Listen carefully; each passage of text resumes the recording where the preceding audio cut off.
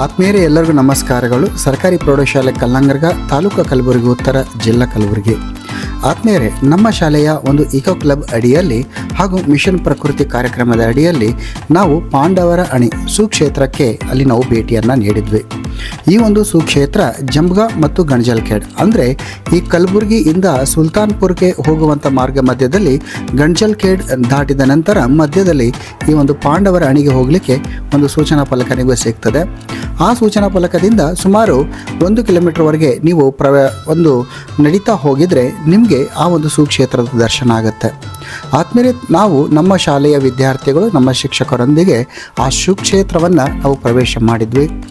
ಆ ಸುಕ್ಷೇತ್ರವನ್ನು ಪ್ರವೇಶ ಮಾಡಿದ ಕೂಡಲೇ ಅಲ್ಲಿರುವಂಥ ಜೀವ ವೈವಿಧ್ಯಮಯವಾದ ಒಂದು ವಾತಾವರಣ, ವಿವಿಧ ಸಸ್ಯ ಸಂಕುಲಗಳು, ವಿವಿಧ ಪ್ರಾಣಿ ಸಂಕುಲಗಳು ನಮ್ಮನ್ನು ಕೈ ಬೀಸಿ ಕರೆಯಿತು.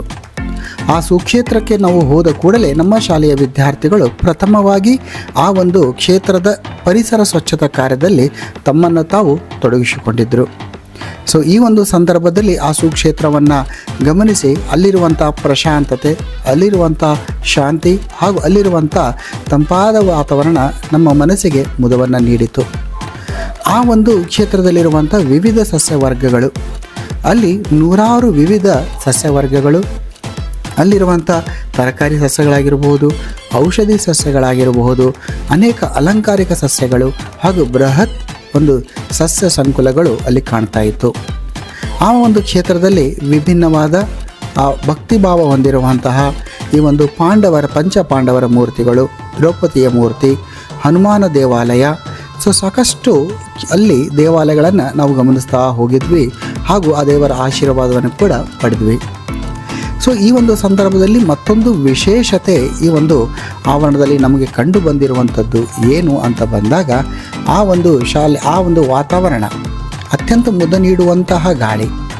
ಸೊ ಅಲ್ಲಿರುವಂಥ ನಿರಂತರವಾಗಿ ಆ ಒಂದು ಬರುವಂಥ ಗಾಳಿಯನ್ನು ಸವಿಯುತ್ತಾ ನಮ್ಮ ಮಕ್ಕಳು ಆ ವಾತಾವರಣವನ್ನು ಮತ್ತೆ ಪದೇ ಸ್ವಚ್ಛಗೊಳಿಸುವಂಥ ಕಾರ್ಯವನ್ನು ಮಾಡಿದರು. ಆ ಒಂದು ಆಲದ ಮರದಿಂದ ಈ ಜೋತು ಬಿದ್ದಿರುವಂತಹ ಒಂದು ಬೇರುಗಳ ಸಹಾಯದಿಂದ ಆ ಒಂದು ಜೋಕಾಲಿ ಆಡುವಂಥ ಅನುಭವ ಅತ್ಯಂತ ವಿಶೇಷ. ಈ ಒಂದು ನಿಸರ್ಗದ ಮಡಿಲಿನಲ್ಲಿ ಮಕ್ಕಳು ಆ ಒಂದು ದಿನ ಆ ಪರಿಸರದ ಆ ಒಂದು ಸ್ವಾದತೆ, ಆ ಪರಿಸರದ ಆನಂದವನ್ನು ಅಲ್ಲಿ ಸವಿತಾ ಹೋಗಿದ್ರು. ತಾವಿಲ್ಲಿ ಗಮನಿಸ್ತಾ ಇದ್ದೀರಿ ಯಾವ ರೀತಿ ಮಕ್ಕಳು ಈ ಒಂದು ವಿವಿಧ ಚಟುವಟಿಕೆಯಲ್ಲಿ, ವಿವಿಧ ಕ್ರೀಡೆಯಲ್ಲಿ ತಮ್ಮನ್ನು ತಾವು ತೊಡಗಿಸಿಕೊಂಡಿರುವಂಥದ್ದು. ಸೊ ಅದೇ ರೀತಿ ಈ ಒಂದು ದೇವಾಲಯದ ಅತ್ಯಂತ ಪ್ರಮುಖವಾಗಿರುವಂಥದ್ದು ಏನಂದರೆ, ಆ ಒಂದು ದೇವಾಲಯ ಮಂದಿರದ ಅಡಿಯಲ್ಲಿರುವಂಥ ಒಂದು ಗುಹೆ. ಇಲ್ಲಿ ನಮ್ಮ ಶಾಲೆಯ ಶಿಕ್ಷಕರಾಗಿರುವಂಥ ಶರಣಬಸಪ್ಪ ಮಿಟೇಕರ್ ಸರ್ ಅವರು ಮತ್ತು ನಾವು ಆ ಒಂದು ಗುಹೆಯಲ್ಲಿರುವಂಥ ಇಕ್ಕಟ್ಟಾದ ಒಂದು ಪಥದಲ್ಲಿ ಚಲಿಸ್ತಾ ಆ ಗುಹೆಯ ಅತ್ಯಂತ ಆಳವಾದ ಪ್ರದೇಶಕ್ಕೆ ನಾವು ಪ್ರವೇಶವನ್ನು ಮಾಡಿದ್ವಿ. ಸೊ ಪ್ರತಿ ಕ್ಷಣದಲ್ಲಿ ಕೂಡ ಅತ್ಯಂತ ರೋಮಾಂಚನವಾಗಿರುವಂತಹ, ಮೈಯನ್ನು ಪುಳುಕುಗೊಳಿಸುವಂಥ ವಾತಾವರಣ. ಅಂತಿಮವಾಗಿ ಆ ಒಂದು ಗುಹೆಯ ಒಂದು ಅಡಿಯಲ್ಲಿ ಹೋದಾಗ ನಮ್ಮ ಶಾಲೆಯ ಶ್ರೀನಿವಾಸ ಸರ್ ಅವರು ಆ ಗುಹೆಯ ಅಡಿಯಲ್ಲಿರುವಂಥ ಒಂದು ನೀರಿನ ಮೂಲವನ್ನು ಅಲ್ಲಿ ಗಮನಿಸಿದರು.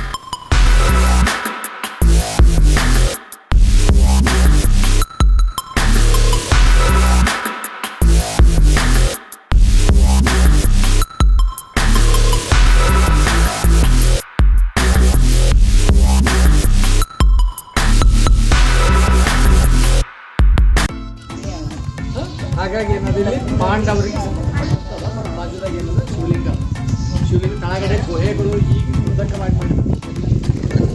ಮೊದಲೆಲ್ಲ ನ್ಯಾಚುರಲ್ ಕಲ್ಪನೆ ಬರಲಿ ಅಂತೇಳಿ ಗುಹೆ ಅಂತ ಗೊತ್ತಿಲ್ಲ. ಡೈವರ್ಸಿಟಿ ರಿಜಿಸ್ಟರ್ ಅಂತ ನಾವು ಮಾಡಿದ್ವಿ. ಸೊ ಇವತ್ತಿನ ಕಾನ್ಸೆಪ್ಟ್ ಏನದಪ್ಪ ಅಂದ್ರೆ, ನೀವು ಏನೇನು ಕೆಲಸ ಮಾಡಬೇಕು ಒಂದು ಕೂಡಲೇ ಅಲ್ಲಿ ಕೆಳಗೆ ಹೋದ್ರಲ್ಲ ಭಾಳ ಸಂತೋಷ, ಚೆನ್ನಾಗದ. ಬಟ್ ಅದನ್ನ ಬಿಟ್ಟು ಪರಿಸರ ಕ್ಲಬ್ನಲ್ಲಿ ನಾವು ಏನು ಮಾಡ್ಬೇಕಂದ್ರೆ, ಈಗ ನಾವು ಸುತ್ತಮುತ್ತ ನೋಡಕತ್ತೀವಿ, ಭಾಳ ವಿಭಿನ್ನವಾದ ಸಸ್ಯಗಳು ಕಾಣಕತ್ತವ. ಅದಕ್ಕಾಗಿ ಏನಪ್ಪ ಅಂದ್ರೆ, ನನ್ನ ಹತ್ರ ಇವೆಲ್ಲ ಒಂದು ಮಾತಾಡಿದ ಮೇಲೆ ನಮ್ಮ ಮೊಬೈಲ್ ಕೊಡ್ತೀವಿ ನಾವು, ರೈಟಾ?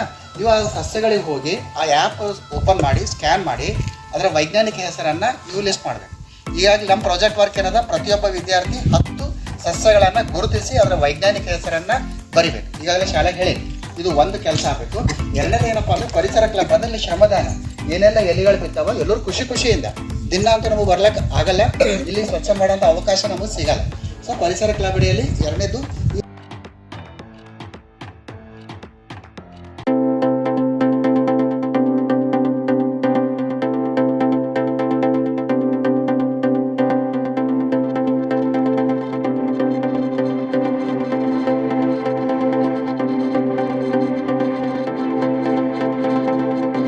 ಮಾಡಬಾರ್ದು. ಮೂರನೇದು ಈ ಒಣಗಿದ ಎಲೆ ಅದಲ್ಲ, ಗಿಡ ನೀನೇನು ಹೇಳಿದೆ ಒಂದು ಎಲೆ ತೋರಿದೆ, ಆಲ್ರೆಡಿ ಎಲೆ ಬಿದ್ದದ.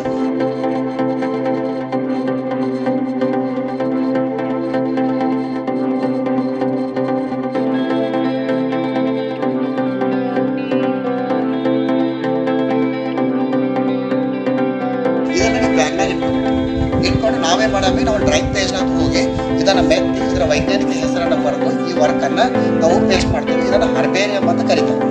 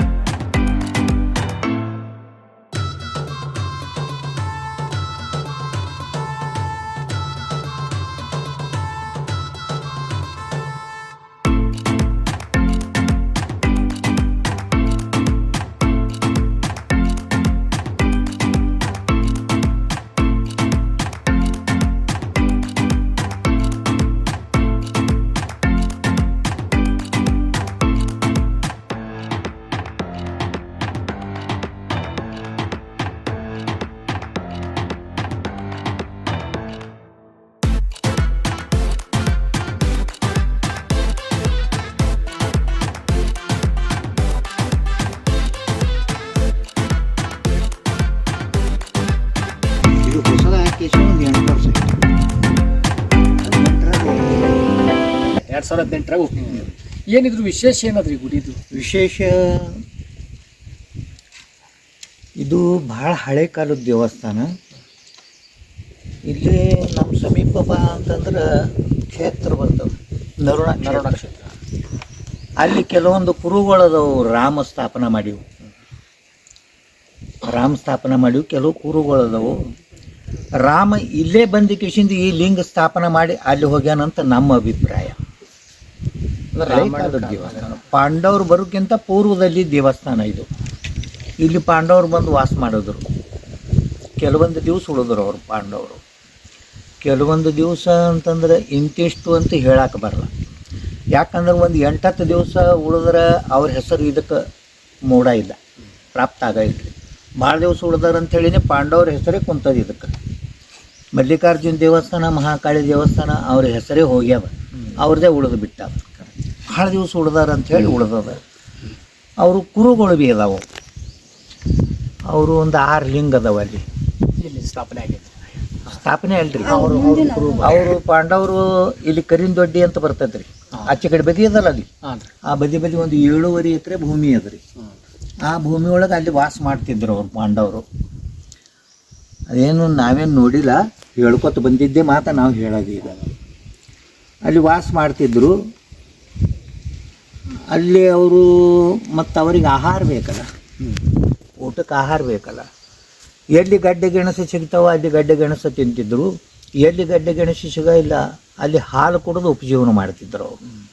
ಅವರು ಕೆಲವೊಂದು ಆಕಳುಗಳಿದ್ದು, ಅವು ಆಕಳುಗಳು ಅಲ್ಲಿ ಕಟ್ತಿದ್ರು. ಬೆಳಗ್ಗೆ ಬಿಚ್ಚಿ ಬಿಟ್ರೆ ಕಲ್ಯಾಣ ಹತ್ರ ತ್ರಿಪುರಾಂತ ಕೆರೆ ಐತಿ. ಬಸವ ಕಲ್ಯಾಣ ಆ ತ್ರಿಪುರಾಂತ ಕೆರಿತನ ಮೇಯ್ಕೋತ ಹೋಗಿ ಅಲ್ಲಿ ನೀರು ಕುಡಿದು ಮತ್ತೆ ಇಲ್ಲಿ ಬರಿತೀವಂತ. 65 ಕಿಲೋಮೀಟರ್ ಆಗ್ತಾವ.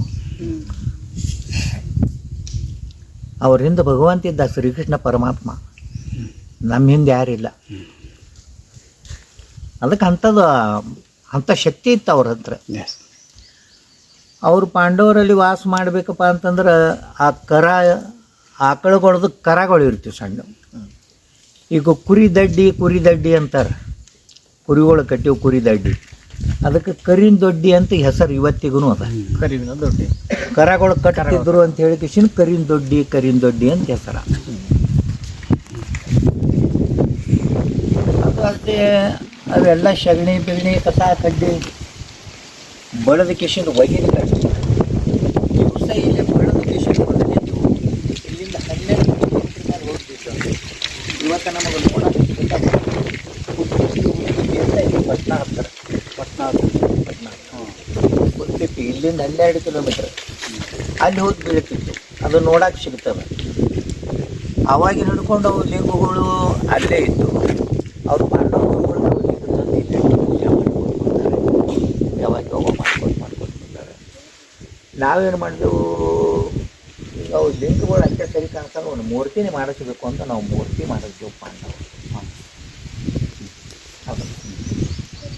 ಒಂದು 6 ಬಂಡಿ ಇದ್ದು ರೀ. ಹೊಲದ ಬದಿಗೆ ಎಲ್ಲರೇ ಲಕ್ಷ್ಮಿ ಅಂತೇಳಿ ಪೂಜೆ ಮಾಡ್ತಾರೆ.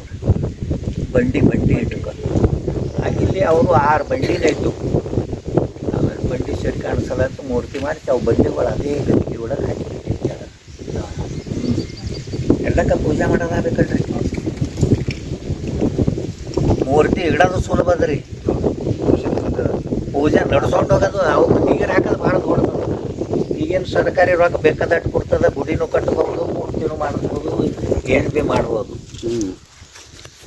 ನಿರ್ವಹಣೆ ಹೆಂಗೆ ಮಾಡತ್ರಿ? ಯಾವುದು ವೆಚ್ಚಗಳಿಗೆಲ್ಲ ಖರ್ಚುಗಳು ವೆಚ್ಚಗಳು ಭಕ್ತರು ಎಲ್ಲ ಭಕ್ತರು ಕೊಡ್ತಾರೆ. ಇದಕ್ಕೆ ನಮಗೆ ಇಂಥ ಇಮಾರತಿ ಮಾಡೀವಿ ಅಂದ್ರೆ ಭೀ ನಮಗೇನು ಸರ್ಕಾರಿ ದುಡ್ಡು ಬಂದಿಲ್ಲ. ಎಲ್ಲ ಭಕ್ತರ ಮೇಲೆ ಮಾಡೀವಿ. ಈಗ ಜಾತ್ರೆ ಇದ್ರೆ ವರ್ಷ ಜಾತ್ರೆ ದಸರಾ ಹಬ್ಬಕ್ಕೆ ಕಾರ್ಯಕ್ರಮ ಮಾಡ್ತೇವೆ ರೀ. ದಸರಾ ಹಬ್ಬಕ್ಕೆ ಆಯ್ತು. ಶಿವರಾತ್ರಿಗೆ ಯುಗಾದಿ ಹಬ್ಬಕ್ಕೆ ಜಾಗರಣೆ ಮಾಡ್ತೇವೆ. ಈ ಶಿವರಾತ್ರಿಗೆ ಶಿವನ ಜಾಗರಣೆ ಮಾಡ್ತೇವೆ ರೀ. ದಸರಾ ಹಬ್ಬಕ್ಕೆ ಮುಂದೆ ಉಡಿ ತುಂಬ ಕಾರ್ಯಕ್ರಮ ಮಾಡ್ತೇವೆ ರೀ.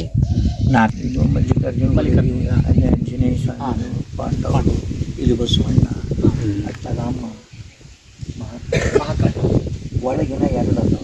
ಒಳಗಡೆ ಗುಹೆ ಒಳಗಡೆ ಅನುಷ್ಠಾನ ಕೊಡ್ತಾರ, ಅವ್ರಿಗೆ ನೀರು ಅಲ್ಲಿಂದ ತಗೊಂಡು ಕಿಶನ್ ಪೂಜೆ ಮಾಡಬೇಕು. ನಾವು ಮಾಡಿದ್ವಿ. ಹಾ, ರಾಮಾಯಣ ಆಮೇಲೆ ಮತ್ತು ಮಹಾಭಾರತ ಕಾಲಕ್ಕೂ ಇದು ಬಂತು. ಮಹಾಭಾರತಕ್ಕಿಂತ ಪೂರ್ವದಲ್ಲಿ ರಾಮ ಲಕ್ಷ್ಮಣನು ಬಂದ ಅಂತಾರೆ. ಹಾಂ, ಹ್ಞೂ ಅವರು ಬಂದು ಹೋಗ್ಯಾರ. ಬಂದು ಹೋಗ್ಯಾರ. ಬಂದು ಅವ್ರ ಕೈಮಿಗಿಂದೇ ಅದು ಲಿಂಕ್ ಪೀಠದ. ಹ್ಞೂ ನಮ್ಮದು ಎಲ್ಲ ಕಡೆ ಲಿಂಕ್ ಪೀಠಗಳು ಬೇರೆ ಇರೋರು, ನಮ್ಮಲ್ಲಿ ಇದ್ದಿದ್ದೇ ಬೇರೆ. ನಮ್ಮ ಹೆಂಗೆ ಹೆಂಗೆ ಮ್ಯಾಗಿಂದ ಪಿಂಡಗಳು ಹೊರಗೆ ಬರ್ತದೆ, ಹೊರಗೆ ಬರ ಇಲ್ಲ ಇಲ್ಲಿ ಪಿಂಡಗಳು. ನಮ್ಮಲ್ಲಿ ಹೊರಗೆ ಬರ್ತದೆ ಲಿಂಗ. ಎಲ್ಲ ಕಡೆ ಏನದಾವ, ಎಲ್ಲ ಕಡೆ ಕೂಡಿದ್ದೀವಿ. ಹೌದು ಜಾಯಿಂಟ್ ಅವರಿ. ಇದು ಮ್ಯಾಗ ಜಂಟ್ ಅದಾವ ನಮ್ಮಲ್ಲಿ. ರಾಮಾಯಣ ಕಾಲ ಮತ್ತು ಮಹಾಭಾರತ ಕಾಲದ ಎರಡು ಅವ್ರಿ ಸಮಿಷ್ಟ ಆಗ್ಬಿಟ್ಟದೆ. ಎರಡು ಇದಾಗಿ ಎರಡು ಬರ್ತಾವೆ. ರಾಮಾಯಣ ಮಹಾಭಾರತ ಮಹಾಭಾರತದ ಎರಡು